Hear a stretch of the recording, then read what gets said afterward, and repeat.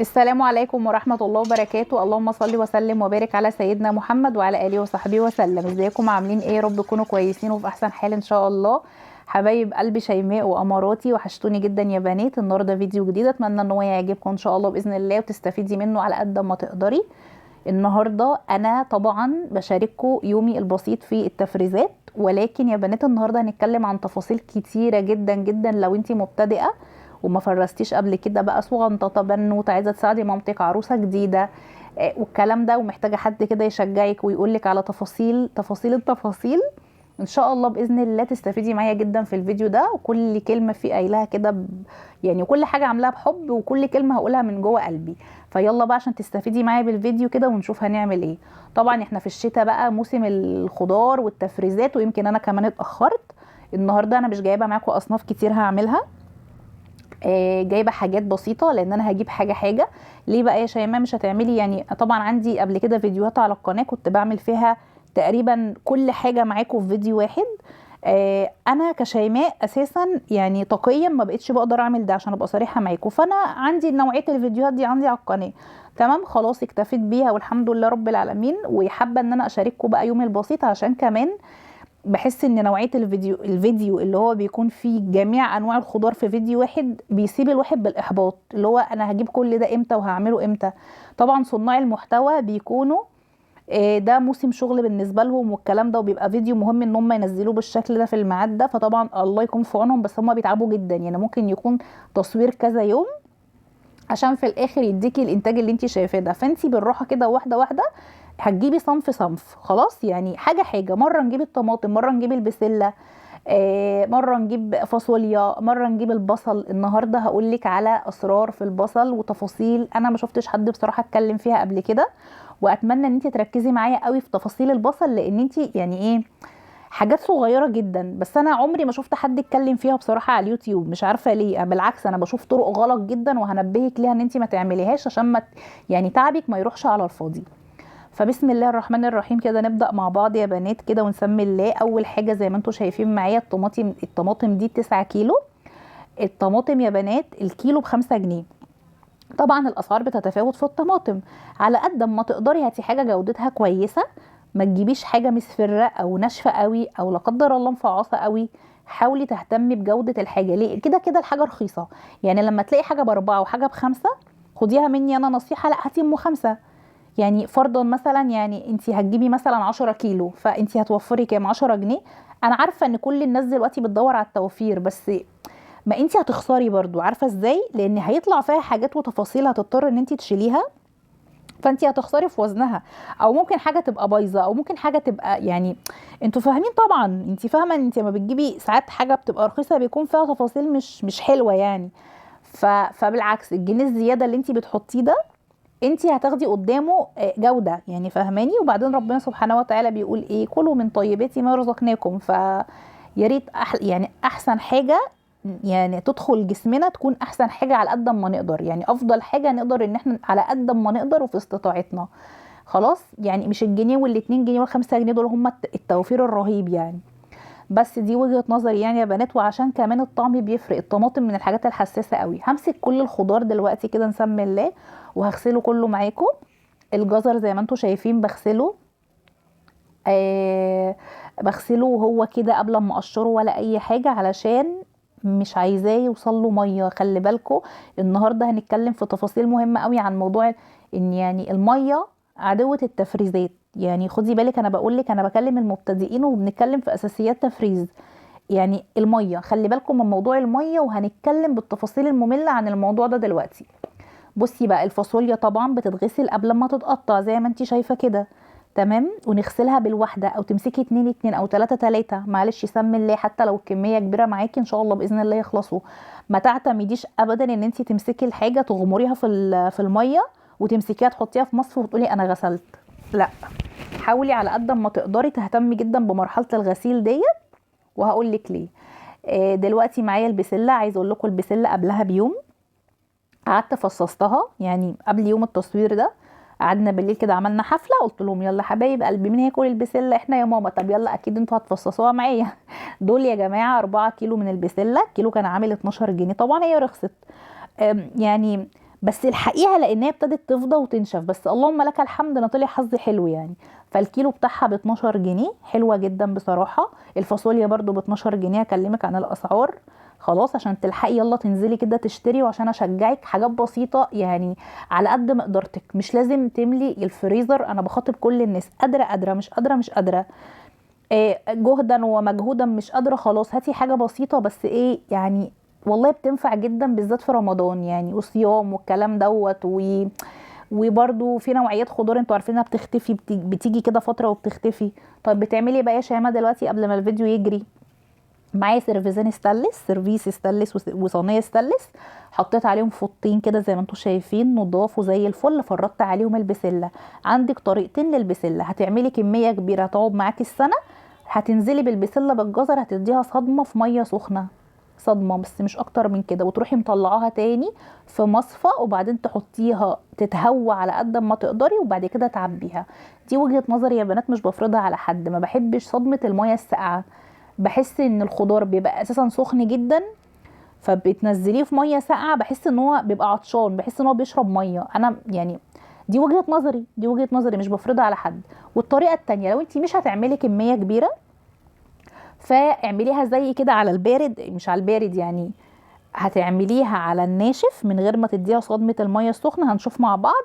واهم خطوة تسيبيها تنشف، ما تستعجليش عليها، ما تقوليش يلا عايزة اخلص وعايزة لا، اعملي الحاجة بهدوء وبروقان بال. وهقول لك كل حاجة دلوقتي. مسكت يا شيماء الطماطم عملت فيها ايه بعد ما انا سايبه البسلة دلوقتي بتتهوى شوية على بال ما اقطع الجزر؟ بس قلت ارفع الطماطم على النار عشان ايه الوقت. زي ما انتم شايفين كده مسكتها قطعت مطرح العنقود من فوق ومسكت كل طماطمايه قطعتها نصين. ما تحطيش الطماطمايه سليمه، انا شفت ناس يعني فيديوهات لناس بتحط الطماطمايه سليمه، طب يعني ممكن حد يقلدك. الطماطمايه لازم تتفتح من جوه، الطماطم حاجات من الحاجات الحساسه قوي، ممكن تبقى من بره حلوه ومن جوه لا قدر الله فيها حاجه، لازم افتح بالسكينه واشوف، وترفعيها على نار كده. عين مش يعني عين صغيره، انا كنت حطاها على العين الكبيره بوريها لكم، لكن انا اصلا كنت سايباها على العين الصغيره.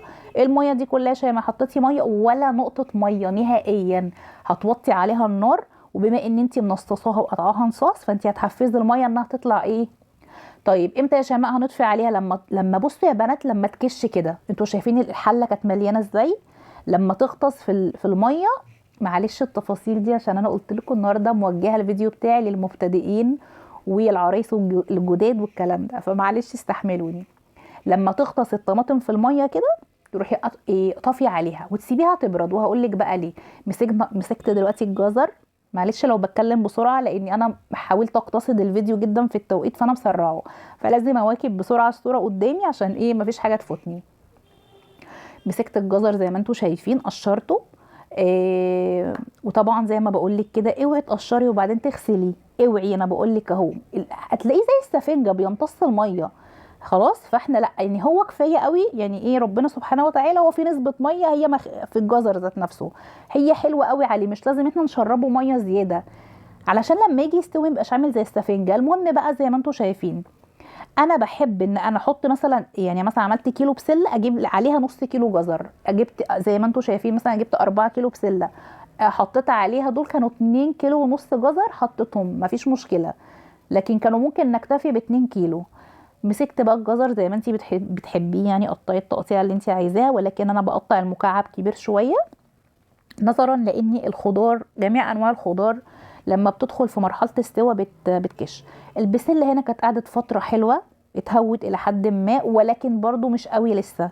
خدي بالك مش معنى ان احنا هنفرص كده على البارد يعني قلب قلب وعبي في اكياس وارمي، يعني انا بتكلم في التفاصيل اللي عايز الحاجه تفضل ناجحه معاه فتره طويله بما يرضي الله.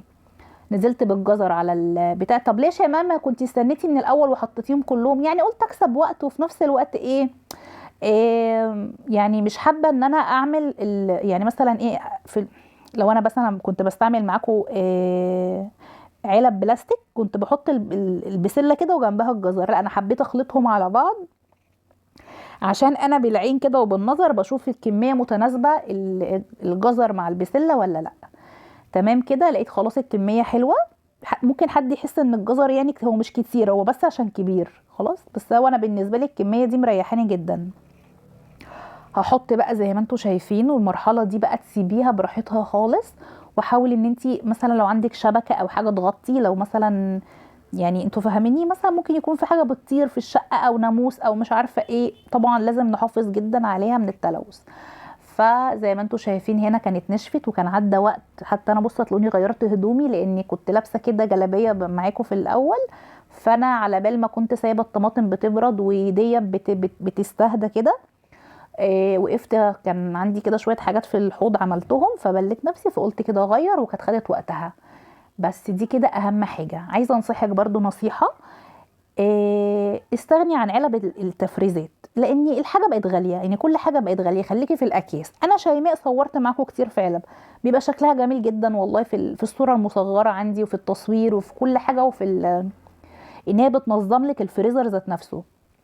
ولكن من واقع خبرتي خليكي في الاكياس النايلون العاديه جدا، ولا حتى الاكياس اللي هي بتاعت ايكيا اللي هي بتتقفل بسوسته كده من فوق، ولا سيبك من كل الكلام ده. هو الكيس هيبقى استعمال مره وخلاص. ويا حبذا لو جبتي الاكياس زي انا جايباها كده اللي هي الرول. يعني علشان ايه؟ يعني اللي هي بتبقى يعني براحتك، بس انا بقول لك يعني لو انت لسه هتشتري، هاتي الرول ديت. بتبقى حلوه جدا ان انت بتسحبي منها على طول، مش بتتنكش. فاهميني انا عايزه اقول لكم ايه؟ لان دي برضو مشكله احنا بنعاني منها، الاكياس. المهم على قد ما تقدري بقى في المرحله دي، بصوا ما فيش ولا نقطه ميه في البسله، تعيش معاكي من 4 ل5 شهور، حلو جدا جدا.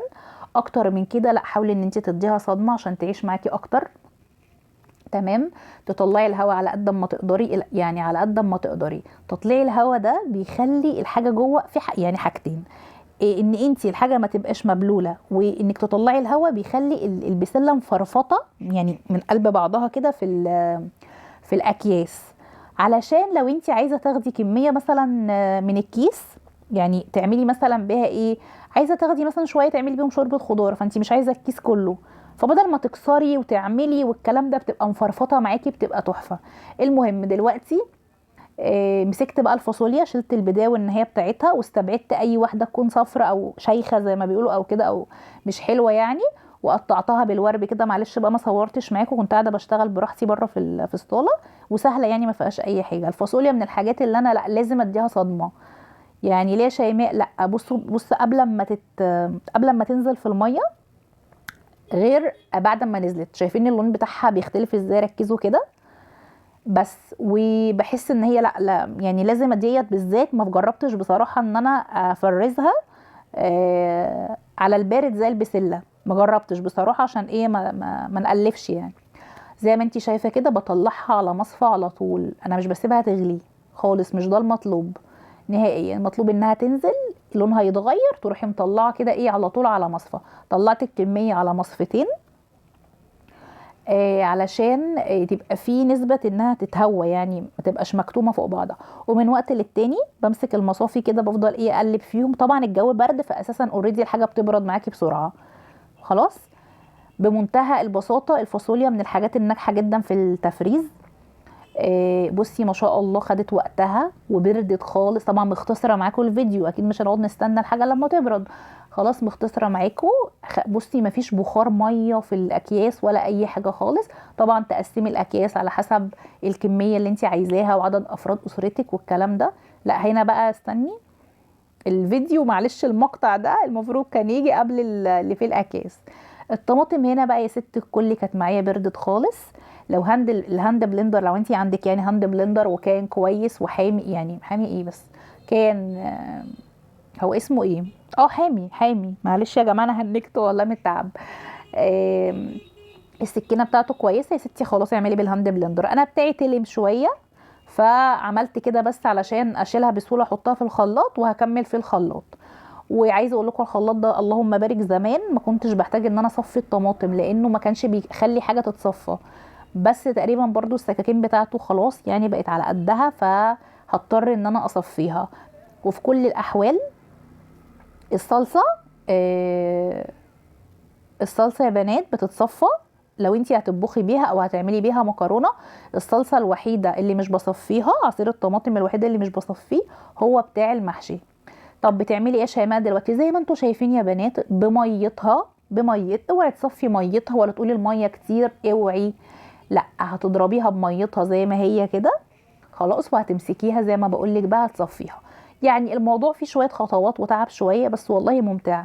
ودايما وانتي شغاله كده اذكري اسم ربنا كده عشان ربنا يبارك في الحاجه، وربنا طبعا يديكي على قد تعبك، والحاجات دي بتوفر معانا وقت ومجهود جامد جدا يا بنات والله. ربنا يا رب يعيني ويقويني ان شاء الله باذن الله. لا هحاول ان انا اجيب طماطم تاني واعملها، مش هكتفي يعني بالكميه دي خلاص. ان شاء الله باذن الله يعني. المهم بقى زي ما انت شايفه اخد معايا كده الكميه كلها، هاخدهم ورا بعض وبصفي. على قد ما تقدري مصفتك تبقى ضيقه، استبعدي القشور والبذر والكلام ده، عشان يعني في المكرونات والحاجات دي الطعم مش بيبقى حلو، صلصه المكرونه في صلصه الطبيخ الكلام ده. طيب انا هنا بقى يلا كده خلصت كده معاكم، مسكت كل الكميه عصرتها وصفيتها، نقلت بس من الحله الصغيره للحله الكبيره، عشان زي ما انتم شايفين كده على جنب فيه شفشق لسه ما تصفوش. ده انا مش هصفيه، انا هضربه تاني كويس جدا ومش هصفيه، ده هخليه هعمله كيسين كده يكونوا جاهزين معايا مثلا لمحشي. وعلى فكره ممكن تسبيكه المحشي تشيليها، يعني مثلا تحضريها كلها بالخضره بتاعتها وتشيلها في الفريزر. يعني تعملي البصله وتسبكي تعمليها عادي جدا بالخضره بتاعتها وتشيليها. بالنسبه يا بنات لتفريز الخضره اللي هي الشبت والبقدونس والكزبره، يعني مش احلى حاجه في الحياه، يعني مش اللي هو حاجه واو او لا، يعني بنستعمل الخضره احنا في ايه غير في المحشي، صح كده؟ لو انت يا ستي يعني بتحبي المحشي قوي او بتعملي كتير قوي، في بيوت بتحب تعمل المحشي كتير، آه، فرزي. ولكن في العموم انا ما حبيتش، حسيت ان هي بصراحه بتتغير بسرعه وبتشرب ميه، مش عمليه قوي معايا تفريز الخضره، الا لو انا هعمل صلصه محشي واشيلها الخضره في الصلصه على طول، هتعيش معايا فتره اطول وهتبقى ناجحه جدا معايا. ايه طيب بصي بقى، رفعت الحلتين على النار علشان هياخدوا غلوه اخيره. الغلوه دي غلوه يعني نغليها بس كده شويه علشان تتعقم، وفي نفس الوقت على قد ما نقدر ايه تبقى نص تسبيكه. انا مش هسبكها بشكل تام. حطيتي ايه يا شيماء في الصلصه؟ حطيت معلقتين ملح ومعلقتين سكر ومعلقتين بابريكا، اللي هي البابريكا اللي هي الاسباني مش البابريكا المدخنه. تمام كده بس، وسبت الاتنين خدوا كده كام غلوه. ومعايا الطماطم اهي العصير، دلوقتي ابتدي ان انا سبتها طبعا تبرد، قعدت كده براحتي خالص سبتها تبرد، وفتحت شباك المطبخ عشان بيدخل لي هوا، الحلل تبرد معايا بسرعه. اللهم صل على سيدنا محمد. فيا بنات زي ما بقول لكم، ليه يا شباب مش مسبكاها للاخر؟ لا مش عايزين برضو نسبكها للاخر. ليه بقى؟ انا دلوقتي هعمل بسله. احنا بنعمل ايه؟ بنحط البصله ونحط فوقها الصلصه، صح كده؟ طيب لو البصله لو الطماطم متسبكه نهائيا، هنزل بها على البصل، فين الميه اللي هتسوي لي البصل؟ ولا انا هزود ميه من الحنفيه؟ طب ليه، ما هي ميتها فيها اهي خلاص. فانتي خليها وسط، ولا تسبكيها قوي ولا تخليها بميتها قوي، دي انجح طريقه واكتر حاجه بتحافظ عليها. ولا بنحط لها زيت ولا بنحط لها ماده دهنيه ولا اي حاجه خالص، لما نطلعها باذن الله نشتغل بيها. اللهم بارك. رمت معايا الكميه دي، و اخر كيسين اللي هم بتوع صلصه المحشي هعلمهم علمه صغيره، ولا ستيكر ولا مش ستيكر ولا اي حاجه. هعلمهم ازاي يا ست الكل. همسك كده اقص الحته اللي هي فوق دي، يبقى معروف ان الكيس المقصوص ده بتاع مثلا الصلصه اللي مش متصفيه، بس كده بمنتهى البساطه. طيب خلي بالك تحطي في الفريزر الاكياس دي، برضو من التركات للمبتدئات، ها نحط الاكياس كده في الفريزر نايمه كده متبططه على قد ما نقدر، على ما تشيليش الصلصه كوره، ما تعملهاش زي الكوره كده وتشيليها، اللي هي اسمها ايه يعني، تبقى انتوا فاهمين يا بنات انا عايزه اقول لكم ايه، بتاخد حيز جامد جدا معاكي. لا اعمليها بالطريقه المبططه دي، ما شاء الله اللهم بارك، برصهم فوق بعض. يعني انا مثلا دلوقتي الفريزر عندي فاضي، فانا بحاول اوزع الاكياس الصلصه نايمه كده، ولما يتجمدوا اروح حطاهم بقى فوق بعض خلاص. بس كده تعالوا بقى يا بنات نشوف بقى البصل واسرار البصل وتركات البصل. اولا يا بنات البصل داخل في كل الاكلات، يعني مفيش اكله مفيش فيها بصل، فانتي ان انتي تفرزي بصل انتي اولا بتوفري على نفسك كل يوم، بتوفري على ايدك التعب وتقطيع البلانشة او الكبه وغسيل الكبه والكلام ده. من الحاجات الروعه والله يا بنات في التفريز، الروعه جدا. التريكات بقى، بصي انا دي وجهه نظري. بصي بشيل يا بنات القشره ازاي، بشيلها كده من فوق، من الحته العنقود اللي فوق ده، وبنزل بيها على تحت. طيب ايه يا شيماء انتي بتعملي ده؟ انا هغسله كده. انا مش بقشر البصله واشيل البدايه فوق والنهايه اللي من تحت دي واروح اغسله. البصل ده بالذات انا بقول لك التفريزات عدوها الميه، والبصل بقى بالذات في حياته الطبيعيه هو عدو الميه. يعني حتى لو انا دلوقتي هطبخ بسرعه جدا جدا، اول ما تشطفيه تشغليه على طول وتنزليه في الزيت او السمنه، علشان بيطلع ريحه غريبه. والله يا بنات مش بتحسوا كده ان في ناس بيبقى اكلها ريحته حلوه؟ تحسوا كده السلم وانتي طالعه على العماره ريحته حلوه، وفي ناس بيبقى الاكل بريحته مش حلوه، بتبقى البصله يعني مش حلوه. انتوا فاهمين انا عايزه اقول لكم ايه؟ لانها بتكون شربت ميه، بتكون اتسابت زياده عن اللزوم. طيب على قد ما البصل ده جميل وسهل، بيوفر معاكي وقت ومجهود ومش بيهدر. يعني انا عايزه اقول لكم الكميه دي كلها طلعت قشر هوا. فانا لو انا جايبه 5 كيلو بصل، انا واخداهم كلهم صافي، مش مهدره منهم مثلا زي الطماطم، شلت القشور والبذر والكلام ده. لكن ده انت بتاخديه صافي. ولكن على قد ما هو مريح وجميل وجميل كده، على قد ما هو يا بنات صعب والله العظيم جدا. زي ما بقولك كده، هاخد بقى الكميه دي بعد ما انا سايبه كده البدايه والنهايه، وهروح اغسلهم بسرعه. اولا انت بنسبه مليون المية البصله ما دخلهاش اي ميه، البصل ما دخلوش اي ايه، اي ميه. يعني لو سبتي البصل في المرحله دي، تخيلي لتاني يوم مش هيحصل له اي حاجه، لان انتي اصلا مسامه مقفوله. بصوا بقى يا بنات الفوط دي انا جبتها للمطبخ، شايفين كيوت ازاي؟ قلت يا يعني اول فوطه هستعملها كده في البصل، يلا بس مش خساره فيه. هنشفه بقى دلوقتي، مش عايزه فيه اي ميه خالص، مش عايزه فيه اي ميه خالص دلوقتي. بقى نجففه كويس جدا على قد ما نقدر بمناديل المطبخ او بفوطه طبعا نظيفه، مش شرط تكون جديده بس تكون نظيفه معايا. لحد المرحله دي اتحداكي لو في ريحه للبصل طلعت. انا بصراحه شفت ناس بيفرزوا البصل، انا اتصدمت هم حرين يعملوا اللي هم عايزينه. لكن لما انت يشوفك، مش هقولك يشوفك 1000 ولا 2000، حتى لو 10 تنفار شافوكي، انت على فكره كده بتخليهم يقلدوكي وممكن تضريهم.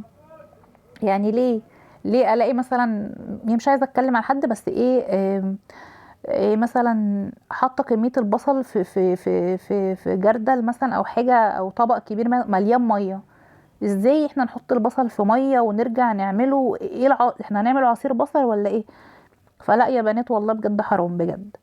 إيه بصي بقى، لحد دلوقتي بصي ركزي معايا كده في البصل، مش هتلاقي فيه ميه ولا هتلاقي فيه اي حاجه، كانك لسه مقشره البصله دلوقتي حالا، مع ان انت عامله كميه ورحتي غسلتيه وعرضتيه للميه. تمام. الكبه ما شاء الله معايا بتاخد معايا كميه. فانا هفرم. بصي بقى البصل ممكن تعملي ايه؟ هتفرمي يا ستي ناعم علشان الخضروات والطبيخ والكلام ده كله، مثلا الصوص بتاع المكرونه او الكلام ده. ممكن تفرمي خشن شويه. يعني ايه خشن؟ يعني مكعبات تبقى كبيره شويه، علشان برضو احنا ايه الكشك المصري ده عندنا طول رمضان، مثلا لو اتكلم عن رمضان يعني العزومات والكلام ده، فانتي تبقى بصلة الكشك معاكي تكون جاهزة. وكمان ممكن تقطعيه جوانح او جوليان مثلا او حلقات زي ما انتي حابة للكشري. تمام. بس برضو ايديك تبقى شغالة بسرعة، واللي نخلصه بسرعة نحطه في كيس وندخله على الفريزر. انا بقولك على قد ما البصل ده جميل جدا، على قد ما هو حساس جدا جدا جدا. ممكن في ثانيه تعبك كله يروح على الفاضي لما تطلعي كيس من الفريزر وتحسي ان الريحه غريبه كده، شكرا الاكله باظت. هبوظت؟ طب بلاش بقى، يبقى بلاش. يبقى انا اعمل الحاجه فريش بفريش على طول. بس كده. المهم اللهم صل على سيدنا محمد. بقول لك للكشري تعملي البصل تقطعيه جوانح او كده، او ممكن انا بالنسبه لي ممكن اعمل الكشري بمكعبات. يعني ممكن افرمه بصل الكشري افرمه في الكبه مكعبات، بس مش بضغط عليها قوي، بنعمها يعني بايدك بالموتور بتاع الكبه ضغطتين كده، واخلي المكعبات تبقى كبيره. ده تبقى مثلا ايه ده للكشري. وهنا بقى يعني لو في ستيكر او حاجه ممكن تكتبي او تبقي مميزاه. وعلى قد ما تقدري كده تطلعي برضو الهواء من الكيس، تطلعي الهواء من الكيس. وعايزه اقول لكم ان فريده كانت واقفه جنبي، كنت على طول بكيس. وبرضو على قد ما تقدري غير انك تطلعي الهواء، تخلي طبقه البصل رقيقه، بحيث ان انت لما تطلعيه ترميه مثلا على السمنه او الزيت يفك معاكي بسرعه، وكمان ما ياخدش حيز في الفريزر معاكي. كنت بقول لكم موقفه فريده، خدي يا فريده بسرعه اجري اجري على الفريزر على طول. ملوش روح يا بنات، البصل ملوش روح. بس كده يا ست الكل بقى، يا رب يكون الفيديو عجبك وتكوني استفدتي منه ان شاء الله. واخر حاجه برضو من الحاجات الجميله جدا، تمسكي كده كام بصله حلوين كده. طبعا برضو بنسلق فراخ، هنسلق لحمه، هنسلق بطه البطه بتاعت اول يوم رمضان دي المقدسه. فانتي جهزي برضو بصل مكعبات، تقطعي البصل 4 كده، وتحطيه برضو في كيس هعمله دلوقتي معاكم يكون جاهز على طول، وتفاكيميه على قد ما تقدري يعني تخرجي منه الهواء. علشان يا بنات كل ما بتخرجي الهواء، كل ما بتخرجوا يعني الهواء من الاكياس، بتبقي سهل تاخدي الحاجه، بتبقى الحاجه مش ملزقه في قلب بعضها. فبالنسبه للمكعبات بتاعه البصل، لما تاخديها، لما تخرجي الهواء جدا جدا من الكيس، انت طبعا هتبقي هو كيس واحد حاطه فيه كل المكعبات، فانت عايزه تاخدي 2 أو 3، خلاص مش هتستني الكيس لما يفك او تفضلي تكسري وتحربي لا، الفاكيوم ده بيخلي الحاجه معاكي تبقى ايه، سهله في الاستعمال بعد كده. ما تنسوش يا بنات البقوليات جميله جدا في التفريز، الفاصوليا البيضاء، اللوبيا. ممكن تمسي كميه فول من دلوقتي وتعمليها اكياس في الفريزر، في حاجات جميله جدا. القلقاس طبعا مفرزاه معاكم كتير جدا، وعملنا السلق مع بعض، ممكن احط لكم لينك فيديو جميل جدا فيه تفاصيل اكتر من كده كمان بكتير تستفيدي منه، احط لكم في اول تعليق مثبت. معلش انا عارفه ان انا هنكت، انا عايزه اقول لكم والله ادعوا لي، بكلمكم انا ضرسي وجعني جدا جدا، ضرسي مكسور وعامل لي الم فظيع، فعشان كده بس تحسوا ان انا ابتدت طاقتي تنخفض يعني. بس كده يا بنات. طبعا القرنبيط من الحاجات الجميله جدا جدا وناجح جدا في التفريز. كل الخضار جميل، جميع الفاكهه، فراوله، جوافه، برتقان، مانجا، كل الفاكهه ناجحه جدا في التفريز. ده كان فيديو النهارده يا بنات، اتمنى ان هو يكون عجبكم وشجعكم كده. لايك بقى حلو كده، واستنوني في فيديو جديد.